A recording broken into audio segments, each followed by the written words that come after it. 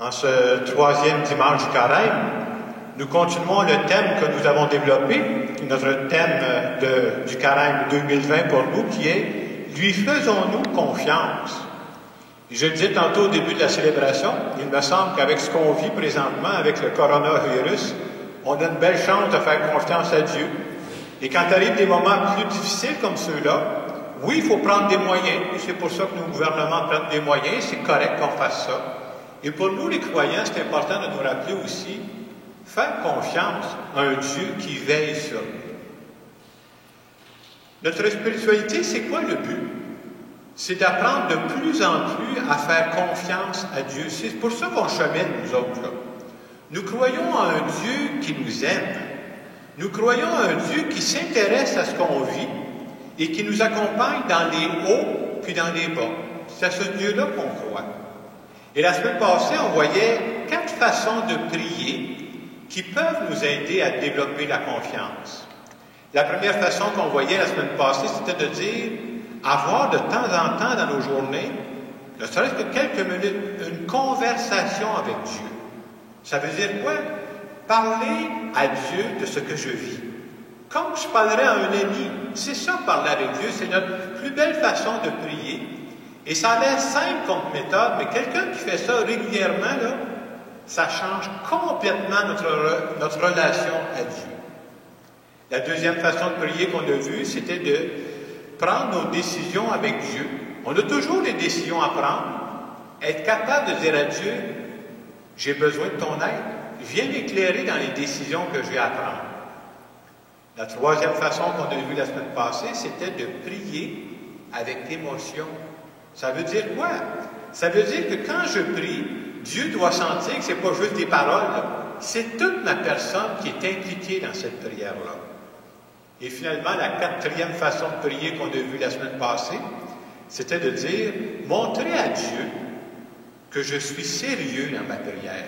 C'est-à-dire, non seulement je prie, mais je vais poser des actions qui vont dans le sens de ma prière, et je serai même prêt à jeûner pour montrer à Dieu, là, les demandes que je t'ai faites, je suis sérieux, là, j'y tiens. En fin de semaine, avec la parole de Dieu qu'on vient d'entendre, on veut nous montrer que Dieu a fait des merveilles pour son peuple. Dieu a fait plein de beaux gestes pour son peuple, et ce qu'on remarque dans la première lecture qu'on vient d'entendre, le peuple s'inquiète encore. Dieu, c'est celui qui a libéré son peuple d'Égypte. Dieu, c'est celui qui a donné la manne à manger à son peuple. À un moment donné, Dieu a même donné des cailles à manger à son peuple. Puis aujourd'hui, on voit dans la lecture, il commence à manquer d'eau, puis là, la peur leur prend. Ils commencent à s'inquiéter. Et je trouvais ça beau, la dernière phrase de la première lecture qu'on a aujourd'hui qui dit « Le Seigneur est au milieu de nous. Est-il au milieu de nous? Oui ou non? » C'est comme il dit « Hey, y croyez-vous, là, finalement? » Et ça nous rappelle à nous autres aussi que de temps en temps, nous autres aussi, on s'inquiète. Soyez sans crainte, moi aussi je m'inquiète de temps en temps. Mais la parole de Dieu nous dit, quand on commence à s'inquiéter, là, ça serait bon de prendre du temps pour dire, hey, quand je regarde mon passé, tout ce que Dieu a fait pour moi au cours des ans, là, ce Dieu-là qui m'a accompagné, est-ce que je crois qu'il continue de m'accompagner aujourd'hui? C'est ça le sens de croire à la bonté de Dieu. Et dans l'Évangile d'aujourd'hui, on voit la Samaritaine qui parle à Jésus, elle lui parle de l'eau vive. Et toute cette page d'Évangile, ce que ça veut nous faire comprendre, c'est que l'eau vive de la Samaritaine, c'est quoi? C'est Jésus, finalement. Et si je traduisais ça pour notre thème à nous sur la confiance, l'eau vive dont on a besoin pour ne pas s'inquiéter continuellement, c'est quoi? C'est de croire que Dieu est là, que Dieu nous aime, puis qu'on peut compter sur lui. C'est ça notre eau vive à nous autres, où on peut lui faire confiance. Vous savez, des occasions de s'inquiéter, on peut en trouver une multitude. Alors, les derniers jours, vous comprendrez qu'avec le coronavirus, là, les gens appelaient, c'était la panique. Vous voyez ça même dans les magasins. Hein? Puis on dit, bien, oui, on peut s'inquiéter, mais à un moment donné, sur quoi on peut s'appuyer? Puis des raisons de s'inquiéter, on en a toujours. Ceux et celles qui sont parents ici, bien, tu t'inquiètes pour tes enfants. Ça fait partie de ta vie, ça, là. On peut s'inquiéter pour son emploi. On peut s'inquiéter pour ses finances. On peut s'inquiéter pour son couple. On peut s'inquiéter pour sa santé. Mais on le sait tous, hein? S'inquiéter, là, ça mène à rien. Mais en même temps, on ne peut pas juste dire, arrête de t'inquiéter, ça ne marche pas, ça, cette affaire-là. Qu'est-ce qu'il faut faire? Il faut mettre le focus sur Dieu. Et ça veut dire quoi, mettre le focus sur Dieu quand l'inquiétude arrive? Ça veut dire prendre le temps de parler à Dieu. Alors, dire à Dieu, là, ça m'inquiète, ça m'énerve, je te présente ça. J'en parle comme je parle à un ami.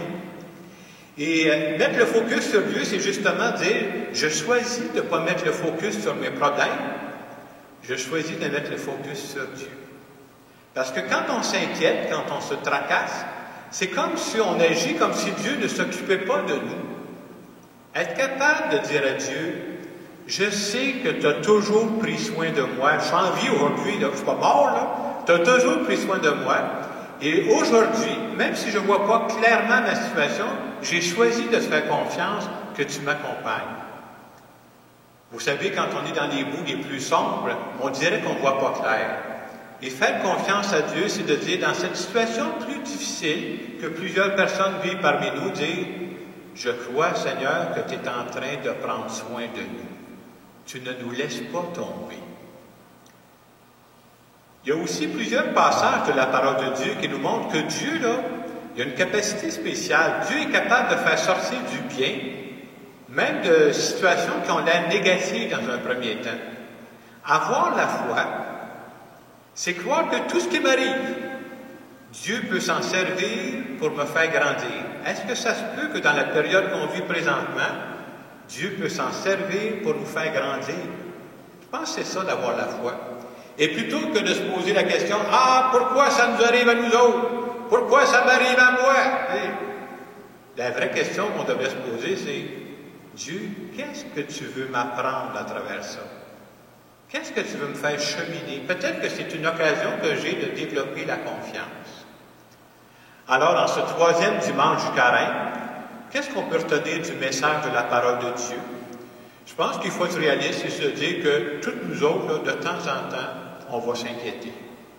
De temps en temps, on va commencer à se tracasser.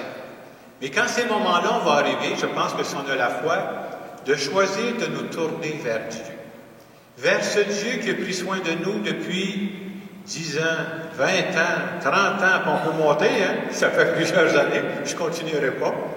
Et de dire, si ça fait tant d'années que tu t'occupes de moi, aujourd'hui, je choisis de croire que tu prends soin de moi.